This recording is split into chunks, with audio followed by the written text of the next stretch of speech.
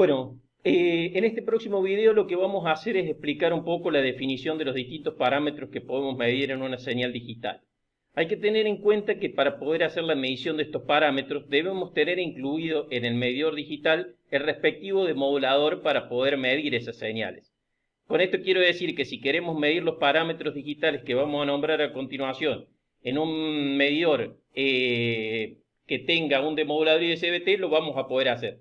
Si no tiene el medidor de campo incorporado el demodulador ISBT, no vamos a poder medir estos parámetros. Sí podemos medir si lo programamos, como lo hicimos en videos anteriores, que pueden ver esos videos para ver cómo se programa. Podemos medir el nivel de portadora, pero no vamos a poder medir estos parámetros.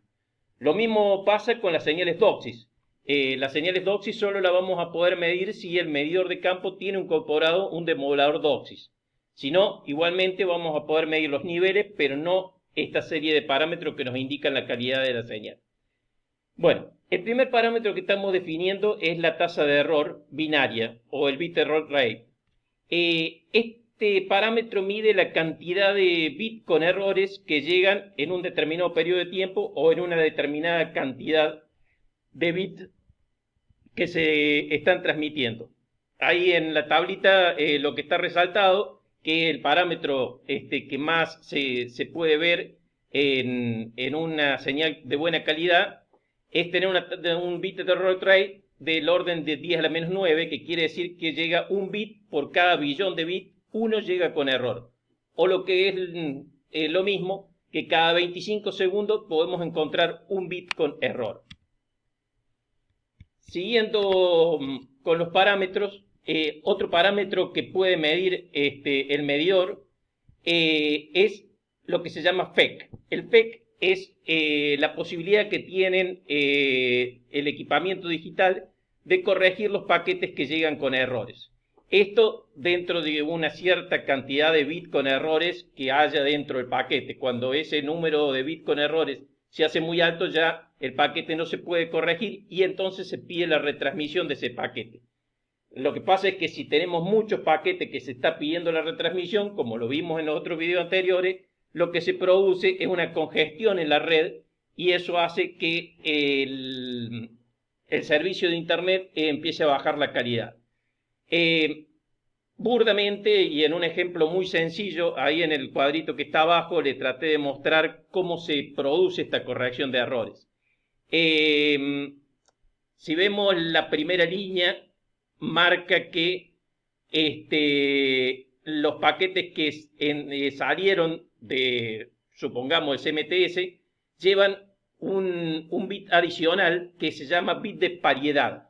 Ese bit suele ser 1 cuando la cantidad de bits que son 1 es par y un 1 cuando esa cantidad de bits es impar.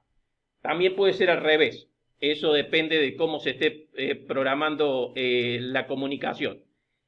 Entonces lo que pasa acá es que cuando se llega al otro lado de la transmisión, si la cantidad de bits que son 1, como en el primer caso, es impar y tenemos un bit de paridad que es 0, evidentemente se ha producido un error y el sistema, a través de una serie de mecanismos bastante complicados, haciendo uso de una serie de ecuaciones algebraicas, puede detectar cuál es el bit con error y corregir ese bit.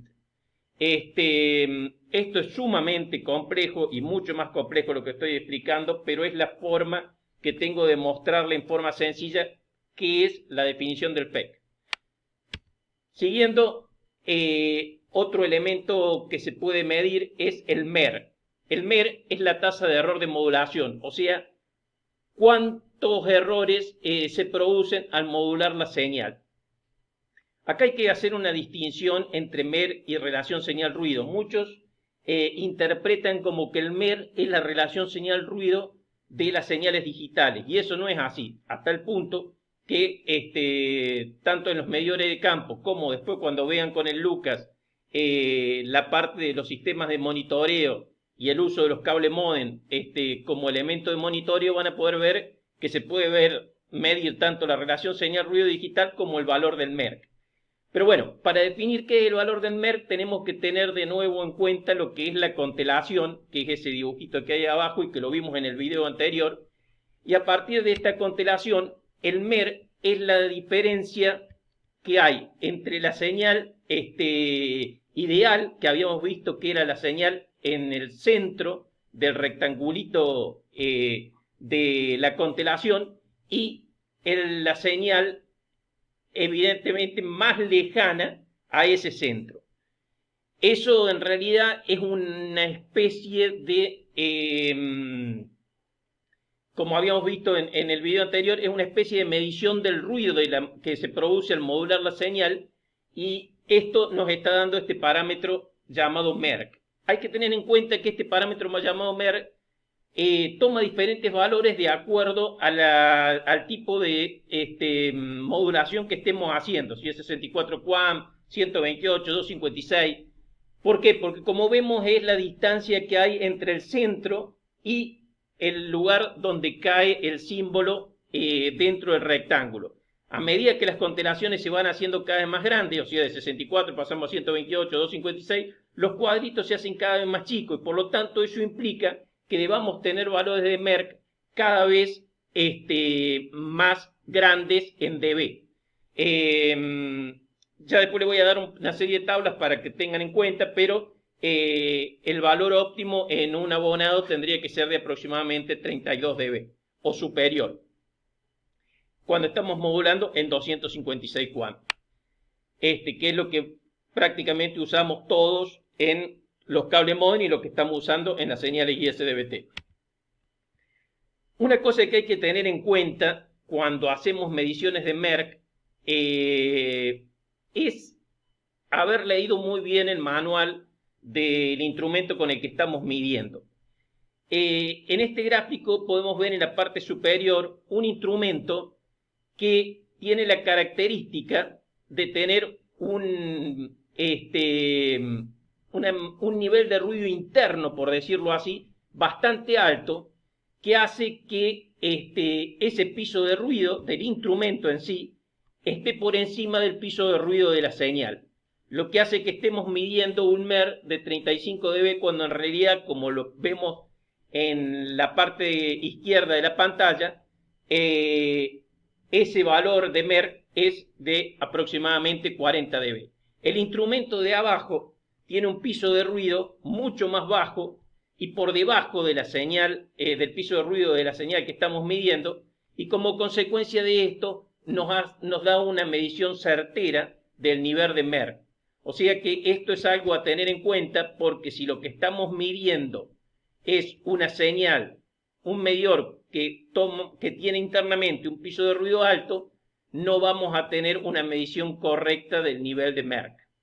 Eso a tener en cuenta y a leer en el manual antes de realizar mediciones y decir, che, pucha, estoy teniendo niveles de MER muy bajos. En realidad es muy posible que lo que puede llegar a pasar es que el instrumento no tenga la calidad suficiente como para poder medir el nivel de MERC que en realidad hay. Lo que le estoy mostrando acá es digamos, una similitud, digamos, de lo que pasa en una señal como la de arriba, que es una señal analógica que va degradándose cada vez más y por lo tanto su relación señal-ruido analógica va siendo cada vez más baja, con lo que pasaría con una señal digital que tenga valores de MER y BER cada vez más bajos. Si ven ahí el número más grande que se muestra en las pantallas inferiores, nos está dando los niveles de MERC que tenemos en la señal.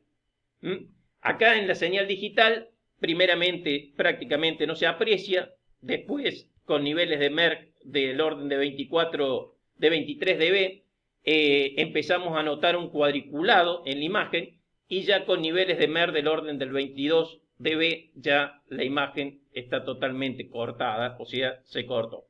Si se fijan, ahí también los niveles de BERC van bajando considerablemente, desde 10 a la menos 9 hasta 10 a la 0, digamos, o sea, a 10. Eso es algo muy importante para tener en cuenta cómo podemos lograr, a partir de la medición que yo les comentaba la otra vez, sin incluso un medidor de campo, sino con el simple ojo, sintonizando los canales analógicos, poder ver un deterioro en la calidad también del sistema digital. Bueno, por último le voy a dejar un par de cuadros y gráficas que nos van a mostrar los niveles de MER, FEC y VER en las distintas partes de la red y los niveles que deberíamos tener aproximadamente en el abonado para tener señales de buena calidad. Con esto yo termino la parte de mediciones de RF. Ahora va a comenzar el Luca con algunos videos él, así que por unas cuantas semanas ya no me van a tener que aguantar. Yo volveré cuando empecemos con la parte de redes de datos para hacer una introducción a la red de datos y después poder comenzar con lo que es MikroTik. Antes de comenzar con MikroTik vamos a hacer ahí una revisión de algunas consideraciones que tenemos que hacer con respecto a ciertos parámetros de las redes de datos. Pero bueno, yo con esto los dejo y le doy el paso a Luca con los próximos videos.